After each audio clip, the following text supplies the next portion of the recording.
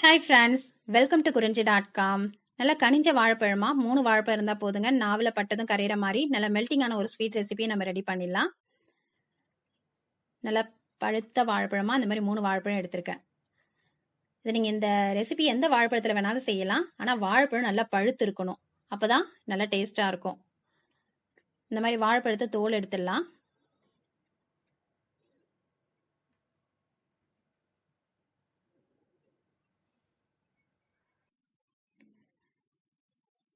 Mixie ஜாரில் இது நல்லா பொடி பொடியாக கட் பண்ணி சேர்த்துருங்க.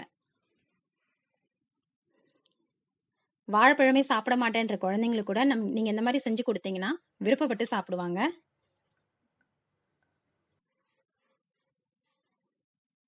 இது நல்லா மழை அரைச்சி எடுத்துக்கலாம். இப்போ நான் 3 வாழைப்பழத்துக்கு அரை கப் அளவுக்கு சர்க்கரை எடுத்திருக்கேன். இது உங்களோட வாழைப்பழத்தோட இனிப்பை பொறுத்து சர்க்கரையோட அளவு கூட்டவும் செய்யலாம், இல்லை குறைக்கவும் செஞ்சுக்கலாம். இந்த ரெசிபிக்கு மொத்தமாக நமக்கு ஒரு 4 டேபிள் ஸ்பூன் நெய் இருந்தால் போதுங்க. இந்த ஸ்வீட் ரெசிபி நம்ம ரெடி பண்ணிடலாம்.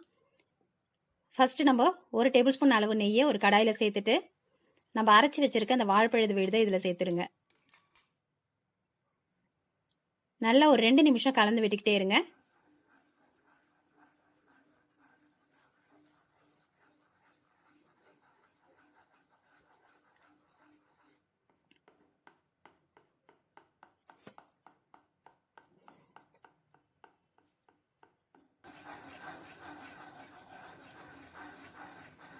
இந்த வாழைப்பழ அல்வா பார்த்தீங்கன்னா நீங்கள் செவ்வாழையில் செய்யும்போது ஒன்றுமே கூட டேஸ்ட் நல்லாயிருக்கும். இப்போ நம்ம எடுத்துருக்க அரை கப்பு சர்க்கரையில் பாதி அளவுக்கு சேர்த்துக்கங்க. சேர்த்துட்டு கலந்து பாருங்கள். இனிப்பு உங்களுக்கு கரெக்டாக இருந்ததுன்னா நீங்கள் அதையே நிறுத்திக்கலாம். இப்போ இனிப்பு கம்மியாக இருக்குதுன்னா நம்ம அந்த அரை கப்பு சர்க்கரையை முழுசாக சேர்த்துக்கலாம். இதில்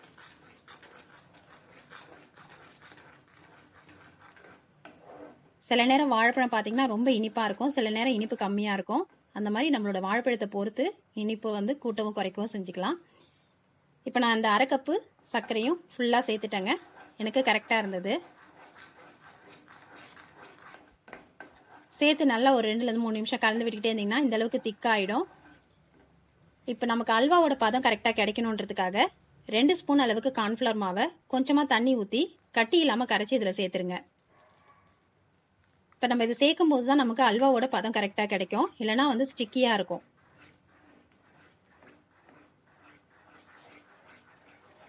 கார்ன்ஃப்ளவர் மாவு சேர்த்து கொஞ்ச நாளைக்கு கைவிடாமல் கலந்து விட்டுக்கிட்டே இருங்க. சில நேரம் நம்ம வீட்டில் வாழைப்பழம் நிறையா இருக்கும், எல்லாம் கனிஞ்சு போய் வீணாக போன மாதிரி ஆகிடும், யாருமே சாப்பிடவும் மாட்டாங்க, நம்ம கீழே கூட தூக்கி போட்டுருவோம். அந்த மாதிரி டைமில் அந்த வாழைப்பழத்தை தூக்கி போடாமல் இந்த மாதிரி ஒரு ஸ்வீட் ரெசிபி நம்ம செஞ்சு கொடுக்கலாங்க. எல்லாருமே விருப்பப்பட்டு சாப்பிடுவாங்க. நம்ம வாழைப்பழத்தையும் வீணாக்க தேவையில்லை.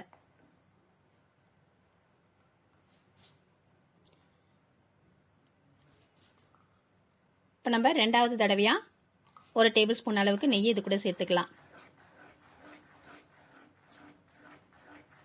மொத்தமாக நெய்யை சேர்க்காம இந்த மாதிரி கொஞ்சம் கொஞ்சமாக நடுவில் சேருங்க.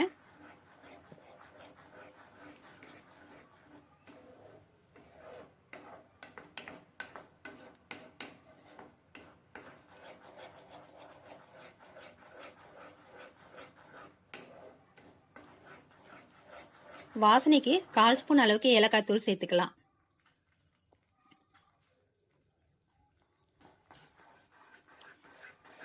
இப்பயே நமக்கு அல்வாவோட பதம் வர ஆரம்பிச்சிடுது.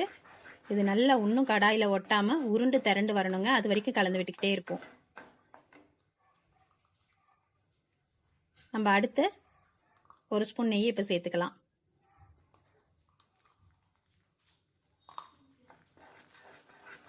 இப்போ நம்ம இந்த அல்வாவுக்கு எந்த ஒரு ஆர்டிஃபிஷியல் கலரும் சேர்க்கலைங்க. இந்த வாழைப்பழத்தோட கலர்லேயே தான் இந்த அல்வா இன்னைக்கு இருக்கு.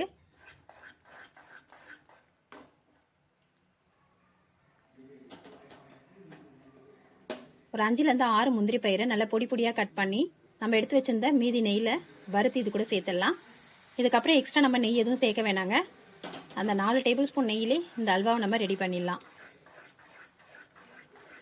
இப்போ இது நம்ம ஊற்றிருக்க எல்லா நெய்யும் உறிஞ்சிட்டு திரும்ப வெளியே விடும் பாருங்க, அதுதான் நமக்கு கரெக்டான பதம். அது வரைக்கும் நம்ம கலந்து விட்டுக்கிட்டே இருந்தோம்னா நமக்கு வாழைப்பழ அல்வா ரெடி.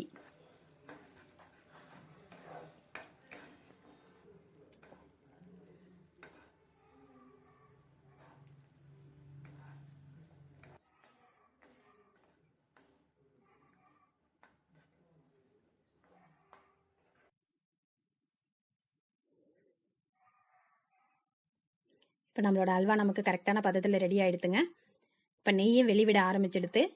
இப்போ அதை நம்ம உடனே நெய் தடவின ஒரு பிளேட்டுக்கு மாற்றிடலாம். ரொம்பவே ஹெல்த்தியான டேஸ்டியான இந்த வாழைப்பழ அல்வாவை நீங்களும் உங்கள் வீட்டில் செஞ்சு பாருங்கள். இந்த ரெசிபி உங்களுக்கு பிடிச்சிருந்தா லைக் பண்ணுங்கள், ஷேர் பண்ணுங்கள், சப்ஸ்கிரைப் பண்ணுங்கள். உங்கள் ஃப்ரெண்ட்ஸ் அண்ட் ரிலேட்டிவ்ஸோட இந்த வீடியோவை ஷேர் பண்ணிக்கோங்க. நன்றி, வணக்கம்.